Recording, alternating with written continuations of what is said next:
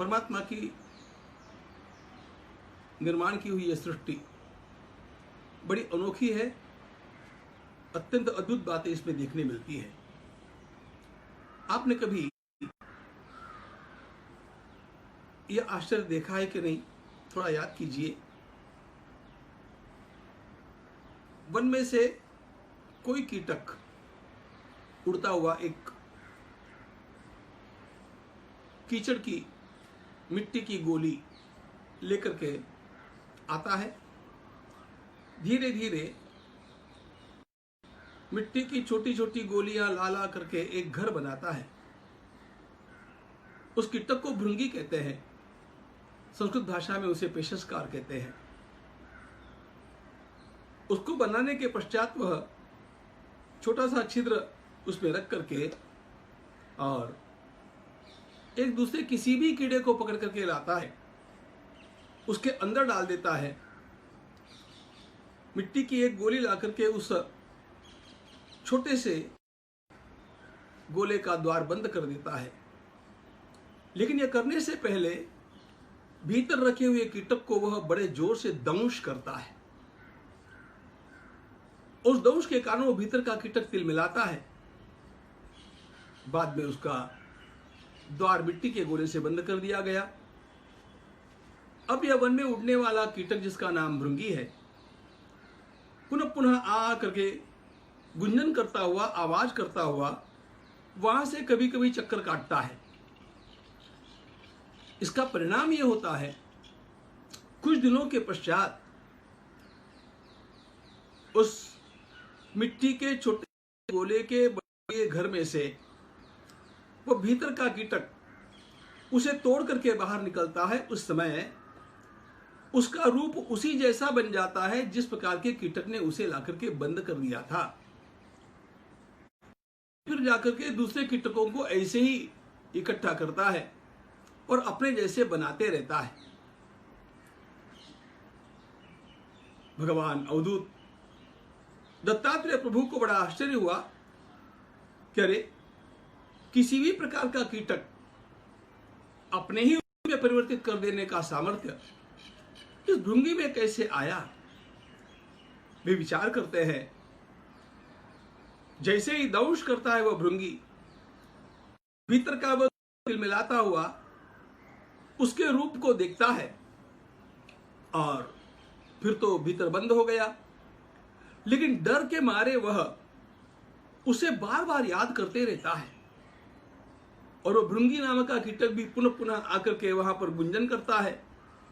तो यह है कि वो आ गया, वो तीव्रता से उसको याद करता है और इसका परिणाम वो भीतर से बदलता जाता है और उस भीतर के कीटक का रूप भी उस भृंगी जैसा है।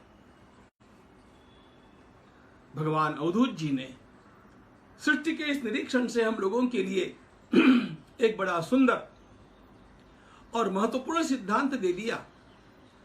वे कहते हैं, यत्र यत्र मनोदेहि धारयेत सकलम धिया स्नेहाद द्वेषाद भयाद वापि याति तत्तत् स्वरूपताम।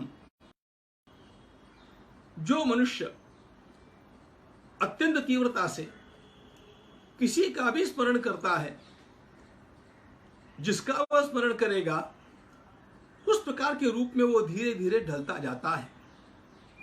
यह स्मरण प्रेम से हो सकता है, वैर भाव होने से यह स्मरण द्वेष से भी हो सकता है, भय से भी हो सकता है। चाहे प्रेम से याद किया जाए, चाहे भय से याद किया जाए, चाहे द्वेष से याद किया जाए, लेकिन जिसको याद किया जाता उसके लगभग सारे गुण याद करने वाले में आ जाते हैं। यह सिद्धांत मानव जीवन के लिए अत्यंत महत्वपूर्ण है और यह दिखाता है कि हमारा आज का जो रूप है वह हमारे पूर्व विचारों का रूप है। वैसे तो योग वासिष्ठकार ने सिद्धांत के रूप में कहा है कि मनुष्य का बना हुआ यह शरीर की पूर्व वासनाओं के अनुसार बना हुआ है। हमारी वासनाओं के अनुसार ही हमें अगला भी जन्म मिलने वाला है। संत एकनाथ महाराज ने इसीलिए कहा जन्मा येणे लागे वासनेच्या संगे। मनुष्य के जीवन के अंतिम वो जिस पदार्थ को याद करता है, जिस प्रकार का रूप, जिस प्रकार की वासनाएं उसके भीतर निर्माण होती है, अगला जन्म भी उसी प्रकार का होने वाला है। सीधी भाषा में कहा जाए तो अंते मतिस्सागति, अथवा भगवान गीता में कहते हैं यम यम वापि स्मरण भावम त्यजत्यन्ते कलेवरम तम तमेवेति कौन्तेय सदा तद्भाव भावितः। अर्जुन, अंत काल में जिस वस्तु का चिंतन होगा उसी प्रकार का अगला जन्म मिलेगा। अरे अगले जन्म की बात क्यों, यह भी तो जन्म हमें जो मिला है हमारे पूर्व जन्म में अंतिम समय में हमने जिस प्रकार का स्मरण किया उसी के आधार से तो मिला है। सबसे महत्वपूर्ण बात इस पूरे प्रकरण में यह है कि हमें अपनी मन की शक्ति को पहचानना चाहिए, हमें अपने मन के प्रभाव को जानना चाहिए। हमारे मन का चिंतन हमारे भविष्य का निर्माण करता है और इसीलिए सावधान रहना चाहिए हम किसका स्मरण करते हैं, हम किसको याद करते हैं। हमारी इच्छा हो चाहे न हो, लेकिन जिसे हम याद करते हैं उसी प्रकार के रूप में हम धीरे धीरे ढलते ही जाने वाले हैं।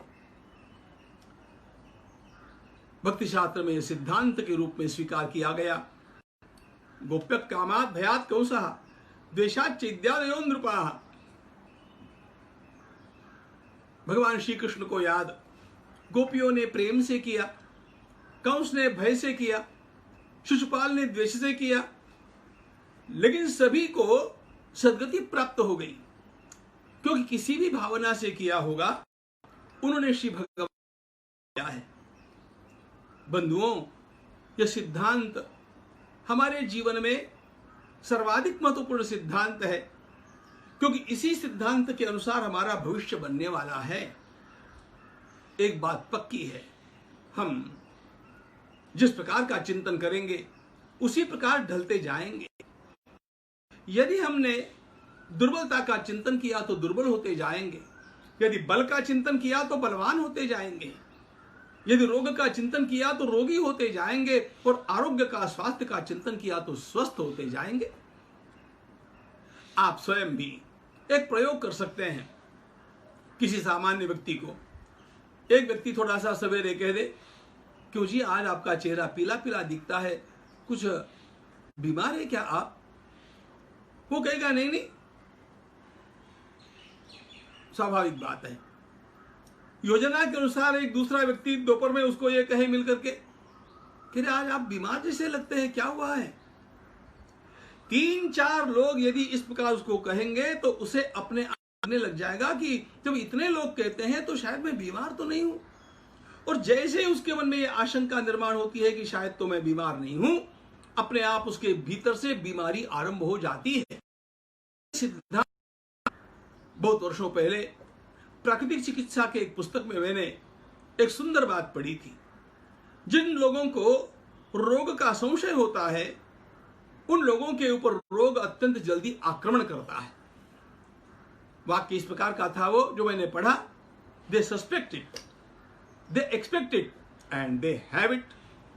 पहले संशय होता है, बाद में डर लगता है कि ऐसा कहीं हो तो नहीं जाएगा, कहीं हो तो नहीं जाएगा, और कहीं हो तो नहीं जाएगा ऐसा संशय मन में डुलमुल डुलमुल निर्माण हो गया कि बाद में वो रोग हो ही जाता है। मित्रों, इस एक विषय को लेकर के हमारे सर्वश्रेष्ठ संत श्री गुलाबराव महाराज ने सुंदर पुस्तक लिखी है जिसका नाम है मानस आयुर्वेद। मानस आयुर्वेद। महाराज कहते हैं हमारे रोगों के बीज हमारे मन में हुआ करते हैं। कहीं न कहीं मन में रोग का बीज आया, इसलिए व्यक्ति को रोग होता है। बाद में दिखने वाले जंतु आदि तो उसके लक्षण हैं, उसके कारण नहीं है। रोग का कारण उसकी वासना है, उसकी पाप वासना है। और इसीलिए सर्वदा चिंतन के बारे में सावधान रहिएगा। आपने पता नहीं मुझे नेपोलियन हिल की वो पुस्तक पढ़ी है कि नहीं, think and grow rich, think and grow rich. यदि मनुष्य रोज समृद्धि का चिंतन करता जाएगा, समृद्धि का चिंतन करता जाएगा, रोज रोज समृद्धि का ही चिंतन करता है, वो समृद्ध होकर के रहता है। यह प्रकृति का नियम है। और यदि आप दारिद्र्य का चिंतन करते रहेंगे, दारिद्र्य ही बन जाएंगे। इसलिए सर्वदा मनुष्य को अपने चिंतन का स्तर अत्यंत ऊंचा रखना चाहिए। जिसके चिंतन का स्तर ऊंचा है वो अपने आप उस स्तर तक बढ़ता जाता है। यदि हमने निरंतर विवेकानंद का चिंतन किया तो उस प्रकार से हमारा मन भीतर से ढलता जाता है। और यदि हमने कुछ वैषयिक चिंतन किया तो उस प्रकार से हमारा मन ढलता जाता है। भगवान पतंजलि ने योग सूत्र में जो समाधि का वर्णन किया है वो इसी प्रकार की तो बात है। तत्स्तदंजनता समापत्ति। एक स्फटिक के गोले के पास यदि आपने रंग का फूल रखा, अपने आप वह स्फटिक जिसमें कोई रंग वास्तव में नहीं है, उस लाल रंग के फूल के कारण स्फटिक भी लाल दिखता है। जैसे लाल रंग का संक्रमण उस स्फटिक में हो गया और वह लाल लगने लग गया, उसी प्रकार हमारे मन का संक्रमण हमारे 5 कोशों में होता है और हमारा व्यक्तित्व बदलता जाता है। स्फटिक का तो खैर वह रंग तात्कालिक होता है, टेम्पररी होता है, लेकिन हमारे भीतर यह संक्रमण हो गया तो हमारा यह परिवर्तन बहुत बड़ी मात्रा में स्थायी हो जाता है। इसका चिंतन करें, बल का चिंतन करें। स्वस्थ होना है आपको, आप हनुमान जी का चिंतन करेंगे तो अपने आप स्वस्थ होते जाएंगे। दुर्गा का चिंतन करेंगे तो अपने आप आपके विघ्न टलते जाएंगे। यदि आप भगवान श्री कृष्ण का चिंतन करेंगे तो अपने आप ही आप प्रसन्न होते जाएंगे। आप जैसा चिंतन करेंगे वैसे ढलते जाएंगे। सरस्वती का चिंतन करेंगे तो आपके भीतर माधुर्य अपने आप आएगा और लक्ष्मी जी का चिंतन करेंगे तो समृद्धि आपके पास अपने आप आ ही जाएगी। इसलिए इस चिंतन की धारा को बदलिएगा। बाहर के वेश को नहीं होती है। उपासक को चाहिए कि वह चिंतन की धारा को बदले। उपासना इसे ही तो कहते हैं, चिंतन की सतत बहने वाली धारा का नाम उपासना है। और इसीलिए वास्तविकता तो यह है कि हम लोग चिंतन करें, चिदानंद रूप शिवोहम शिवोहम। भगवान आदि शंकराचार्य महाराज ने कहा शिवोहम का चिंतन कीजिए, चिदानंद रूप मैं हूं, इस प्रकार का चिंतन कीजिए। आनंद आपके भीतर से प्रस्फुटित होगा, वह झरेगा, भी आनंद फैलता जाएगा। जय श्री कृष्ण।